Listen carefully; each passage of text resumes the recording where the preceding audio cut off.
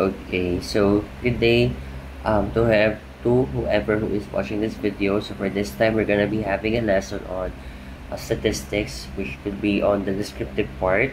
For this time, we're gonna be having measures of central tendency, variability, and positions. So let's begin first with measures of central tendency.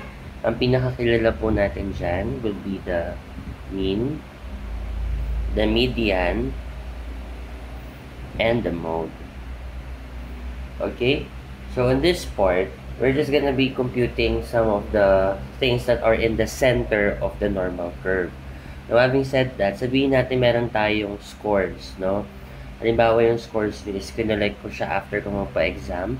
And the scores are 50, 27, 29, 30, 42, and 27, and 27 ulit. Okay? To start with, let's have the mean. So, since we already have here an ungrouped data, pag ungrouped data siya, this is a set of data that is less than 30.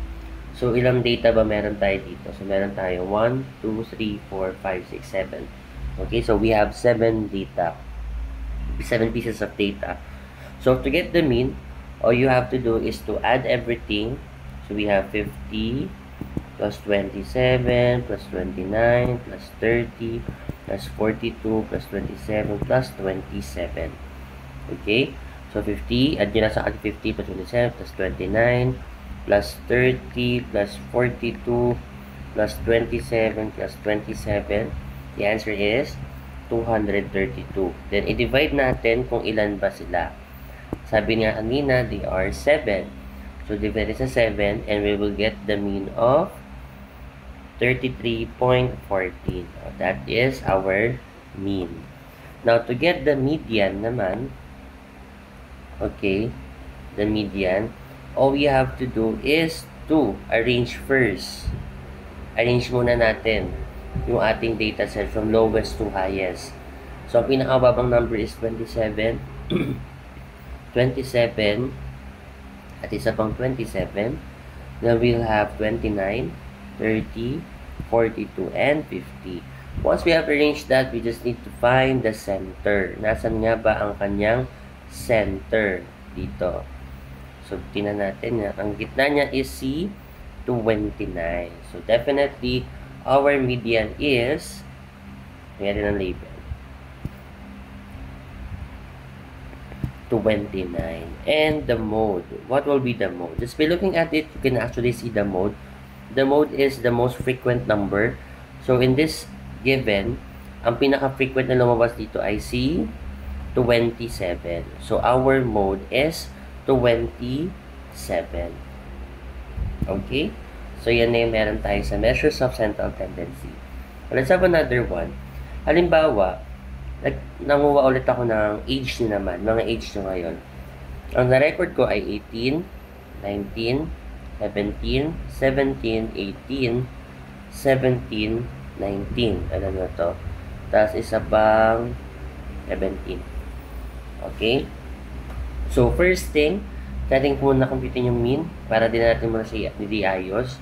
Add lang natin lahat. So, 18 plus 19 plus dalawang 17 plus 18 ulit plus 17 plus 19 plus 17. So, ang sum natin is 142. Ngayon, bilang natin kung ilan sila. Meron tayong 1, 2, 3, 4, 5, 6, 7, 8. 8 yung ating number of data. So, i-divide natin yung 142 by 8. So, ang mean natin ay 17.75. Okay? Ngayon, ano naman ang ating median? Again, iaayos muna natin siya from lowest to highest. So, start tayo by 17. 1, 2, 3, 4. Apat na 17. Then, meron tayong dalawang 18. And isang 19. Tama ba? Parang kulang. Ay, dalawang 19 pala. Ayan. Okay, so we already have it in order. So let's see kung sino nasa gitna. So base sa given natin, 1, 2, 3, 4.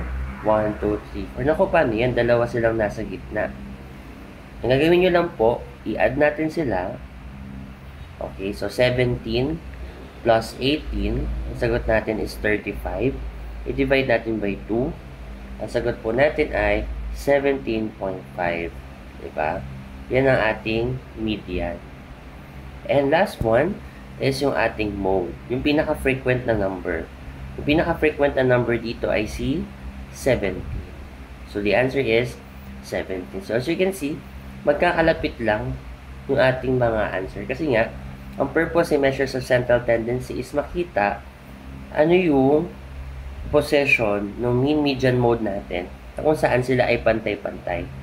So, di ba, kung naalala nyo ng grade 11 kayo, meron tayong tinatawag na normal curve. Sa normal curve natin, kailangan yung mean median mode natin para masabi natin normal yung isang data. Kung sinabing normal yung ating data, ibig sabihin walang sobrang taas, walang sobrang baba. Kumbaga, well-distributed sila. Diba? Sa ating bell curve, yung ating normal distribution. Kapag halimbawa, magkakalapit lang sila, ibig sabihin yung data natin is maayos. So, normally distributed yung ating data. However, this is just a small context of it since we only have few data. Kasi diba, sabi ko kanina, meron tayong group at ungroup. So, kapag group, meron tayong 30 and above. Kapag ungroup, 30 below. Okay? So, this is just an illustration. Kapag halimbawa magkakadikit sila, ibig sabihin, normally distributed yung ating data.